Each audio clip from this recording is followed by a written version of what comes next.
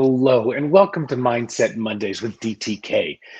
I'm David Taylor-Klaus, and this is episode number 189 in my ongoing series of live broadcasts designed for folks who get that their real work is getting better at being who they be, who they are at their core, and that's how we get better at doing what we do. So if you'll take just a moment, whether you're on LinkedIn, Facebook, um, YouTube, or Clubhouse, or Twitter, because I'm streaming live to all these platforms, go ahead and click share and share this video with your colleagues, your friends, your community. The more voices we have in the conversation, the richer it is. Whew.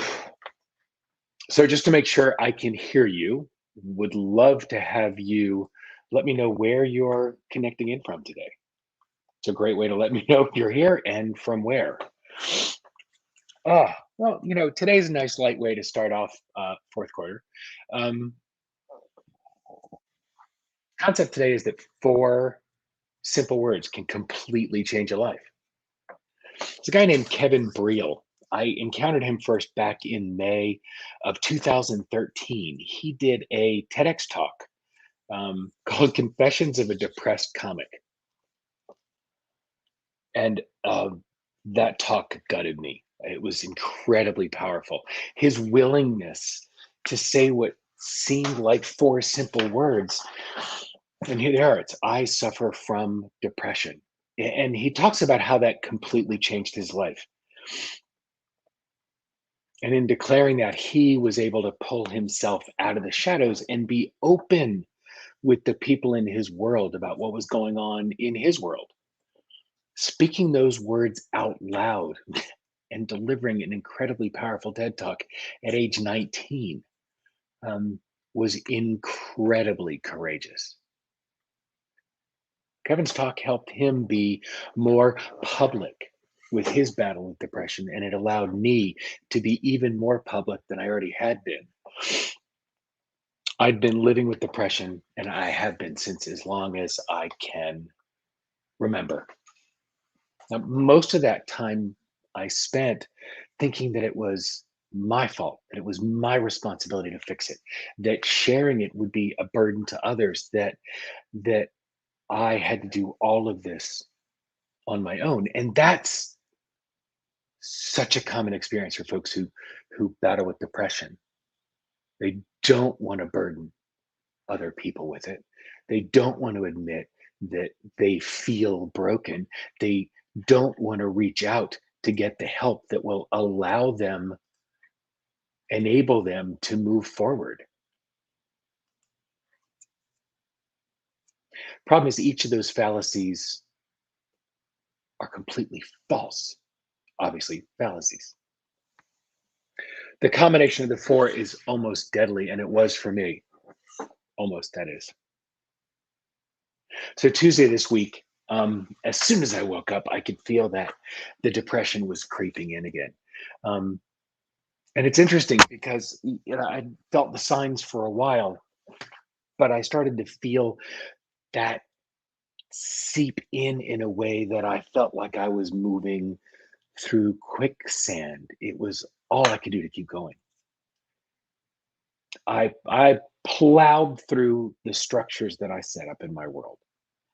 Meditation, time on the Peloton, breakfast, going through my calendar of events, leaning into what was scheduled for me, walking through meals, all the things that I keep on the schedule that help me keep rolling. And it was just one foot in front of the other.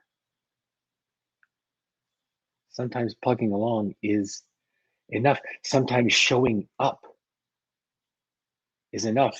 Sometimes just getting out of bed is enough. And enough is courageous. And that's what the quote to play with today is. This is from Marianne Radmacher.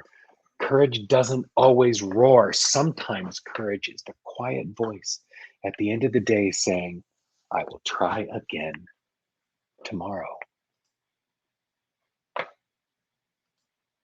Courage comes in all shapes and forms. And whether you live with a chronic health issue, mental or physical, or not, There's a lesson to draw from this. Set your bar where you can, based on where you are every day in each moment, always. It's one of the four agreements, and I keep them printed out on my desk because the reminder for me is the fourth agreement. Always do your best. And what's powerful about Don Miguel Ruiz, the words that he brought us in the four agreements is doing your best is absolutely unequivocally situational in each and every moment. Your best right now may be different than your best yesterday or tomorrow or in an hour. The only comparison is, are you doing your best in comparison right now to what you're capable of in that moment? Only you can know what you're capable of. Only you can measure yourself against that mark. And most importantly, get out of your head. Advocate for what you need where you are and do it out loud. Those of us who navigate depression, who live with depression, who suffer from depression, being in our head is the worst place we can be because it's an echo chamber that's filled with the negative narratives that run through our head, left untended.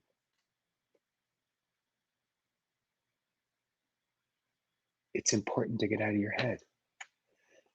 Listen, for those of you who don't know what depression is, Kevin gave a great explanation.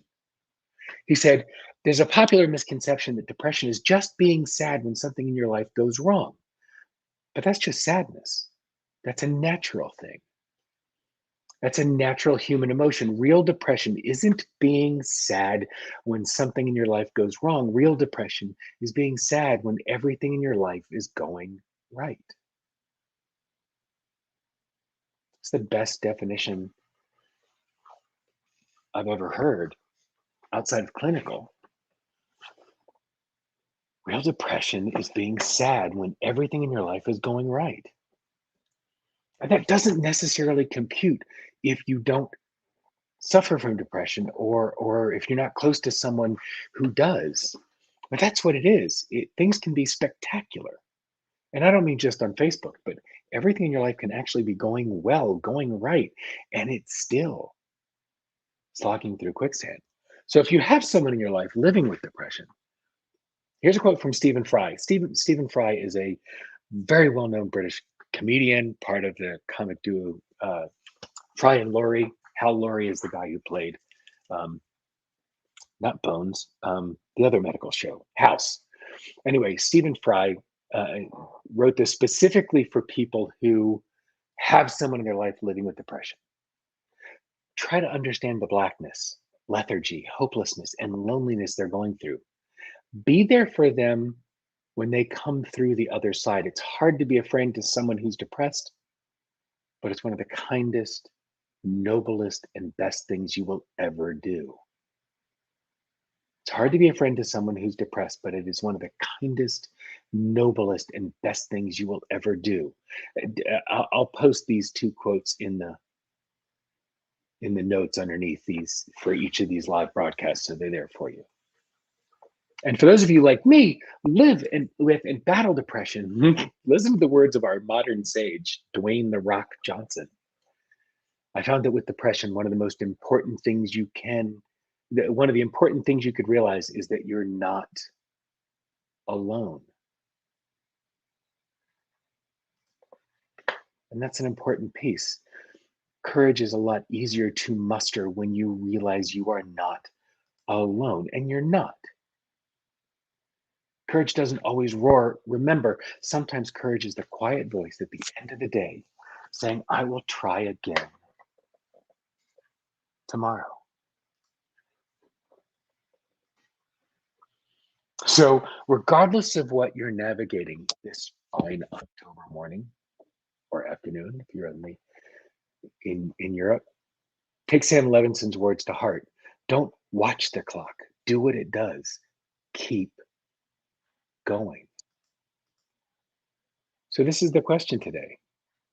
What is enough for you right now? What is your enough today? David and Cameron, it's good. I'm glad you guys are both here for this. Um, Cameron, I didn't realize you were in Salt Lake. Tessie, thank you. Tessie says, I'll try again tomorrow. Thank you for sharing your journey. You're inspiring me. Understand the darkness and be a friend. And that is so much the key. I love Stephen Fry's comment. It's hard to be a friend to someone who's depressed, but it's one of the kindest, noblest, and best things you will ever do. I'll also post some of the links to Kevin's talk. It's a Confessions of a Depressed Comic. Getting out of your head can be helped by this insightful definition of rumination. Oh, rumination is round and round thinking that doesn't lead to action, even the smallest action. If you find yourself ruminating, recognize it and take a thought that will lead to action. Cameron, that's so true. The rumination, perseveration, when you've got your mind caught in a loop around the axle, choosing any thought that can move you, period.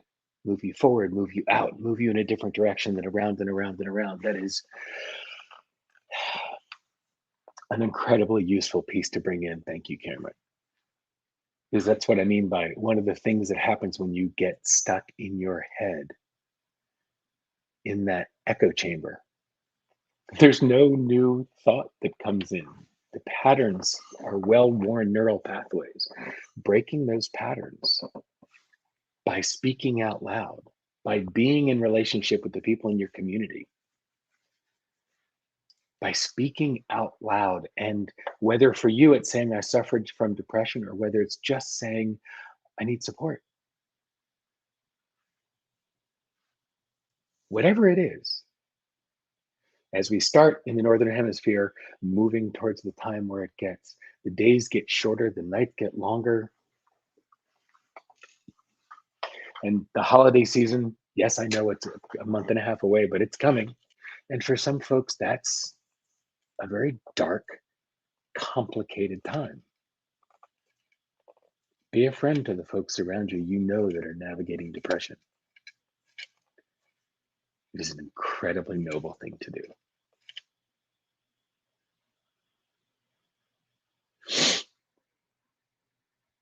So my intention was not to bring everybody down on Monday. The intention is to share what's going on in my world and the world around me and the world other people around you are living in right now.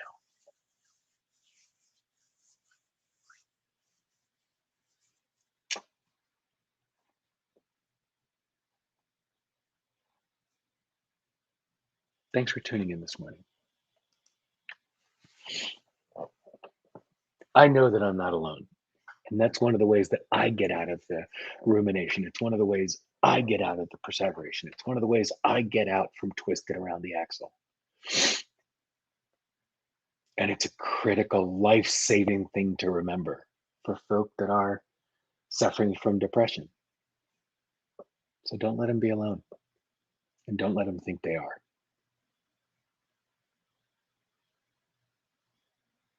So between now and next week, let the folks in your world know that they're not alone.